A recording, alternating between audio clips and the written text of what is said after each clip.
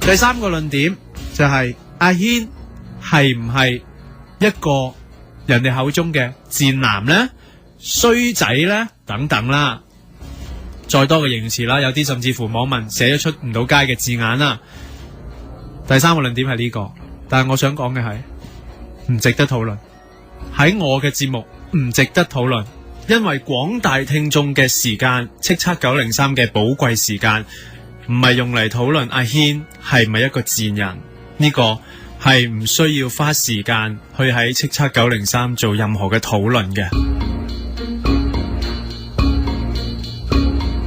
而點解唔需要討論，亦都唔係純粹單一個原因，係話我覺得大家寶貴嘅聽眾時間好重要，我哋叱咤903嘅時間亦都好重要。點解要花時間去討論一個人係點樣嘅呢？關你哋咩事呢？關大家廣大嘅聽眾咩事呢？我覺得唔使，呢個其中只係一個論點。另外第二個重點係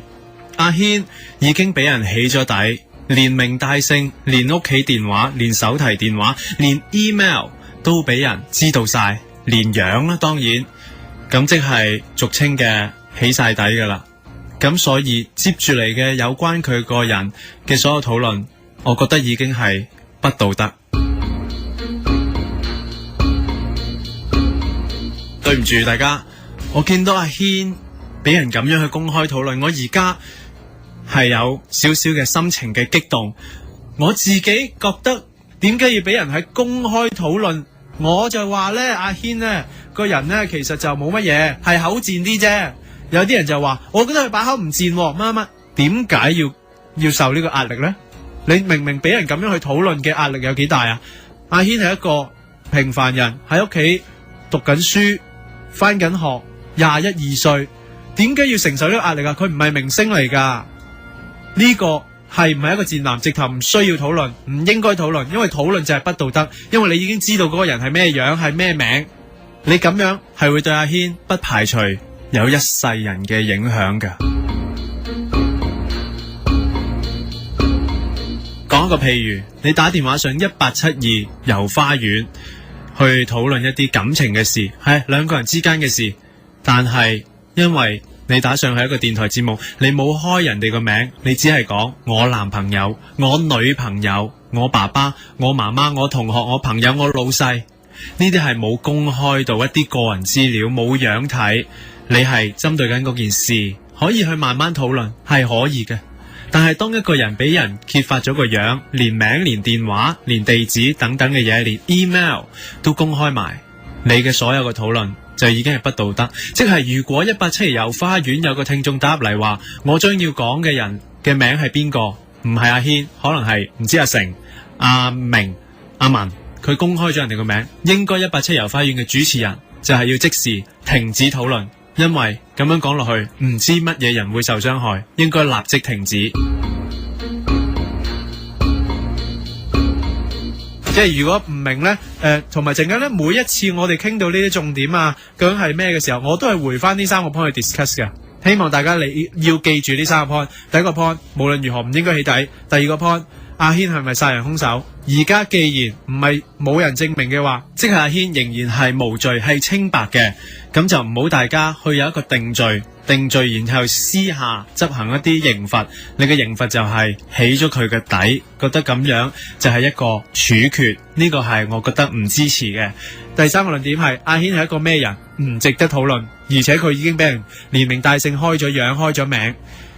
我係覺得討論係有少少不道德噶啦，已經去咗一個咁嘅層次。咁阿軒你自己喺目前為止最想去分享嘅嘢係乜嘢呢？到而家其實仍然想話俾大家聽，你哋見到嗰啲所謂女事主，都係假嘅。除咗唔好講人哋個名嗱，我呢度呢，我有個立場噶。我頭先講過啦，唔開名冇開名去討論一件事呢，係盡可能少啲嘅傷害到其他人啊。因為大家都唔知嗰個講係邊個嘛，只係就事件嚟講，而唔係就人嚟講嘛。所以你陣間接住落嚟講嘅任何內容，你只可以講女事主，我唔希望你呢突然間漏咗口，講錯咗一啲嘅人名出嚟，包括佢網名我都唔想聽到。好，我唔想知嗰個係邊個，我只係當一個女事主，你係男事主。不過你男事主上到嚟，我亦都講咗你叫阿軒，我冇講過你全名嘅，到目前為止我都冇講過。我要好清楚就係，我講緊嘅係嗰啲事，我唔想令到有其他人呢受咗傷害啊！你話其中有一個女事主係真係存在嘅，有一個係真係存在嘅女事主係存在嘅。咁我代所有嘅朋友啦，聽開跟緊呢件事嘅人啦，就話喂，咁你之前話所有事係假嘅，咁係咩原因呢？我之前所講嘅所有事係假，我回應嘅主要都係全部都係嗰啲女事主出嚟講嘢，講完之後下面係開咗我個名嘅，開咗我啲相嘅，開咗我啲個人資料嘅，包括話我推人落樓梯啦，話我有揾援交少女啦，話我有召妓等等等等，係呢啲所有開咗我個名，開咗我所有個人資料嘅女事主所講嘅說話，全部都唔係真嘅。就連呢個女事主本身係咪呢個世上存在，都好肯定唔係真嘅，冇咁樣嘅人嘅。呢個女事主係俾人推落樓梯嗰個嘛？係，因為要清晰啲啊，幾廿個女事主啦，你知而家就係全部大家見到所有嘅女事主都唔係真嘅，除咗有一個係比較特別啲嘅。係呢一個女事主係喺呢個討論區嗰度，係用一個不記名嘅形式寫咗13點關於佢前度男朋友對佢唔好嘅事。即係你前度男朋友，即係你，亦即係我。咁嗱，呢個呢，我喺呢度補充少少啦。我就其實呢個有個女事主就13點女事主啦。嗱，我再次係唔講佢個名噶，我唔想影響到任何人。佢喺發布任何嘅消息之前呢，其實阿軒已經係同咗我講，佢話呢個女仔，即係其實呢個錄音呢，我係有電腦記錄噶。但我已經嗰段說話我已經唔會出街，因為已經 sorry， 因為已經咧係過咗時啦，因為入邊講嘅內容已經唔係新鮮啦，已經唔係能夠跟到而家事態發展啦，所以我係冇出街，但係我錄咗嘅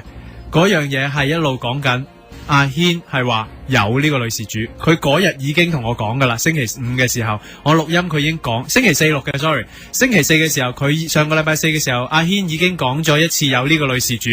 個時間上好重要，係阿軒一早話咗俾我聽有呢個女仔嘅。而我喺星期5嘅節目，我唔係馬後炮，我喺星期5嘅節目尾段我亦都講咗話，星期1嘅時候阿軒會講到一個懷疑佢係搞呢件事嘅人，佢就係曾經同阿軒有過情侶關係。如果大家可以聽翻星期5嘅節目最後嗰幾分鐘，就會聽到我講呢句說話。所以呢件事嘅前後嚟講呢，冇矛盾嘅，因為阿軒係一早講咗有呢個人嘅，而唔係而家話有個女事主走出嚟話嗱，我就係呢個人，然之後阿軒先至講話係，我承認有一個女事主係真，唔係，係星期4嘅時候錄音佢已經講咗。不過我節目未出道，而家休息一陣，等陣翻嚟俾阿軒繼續講落去。電台節目，你睇我唔到，陳強。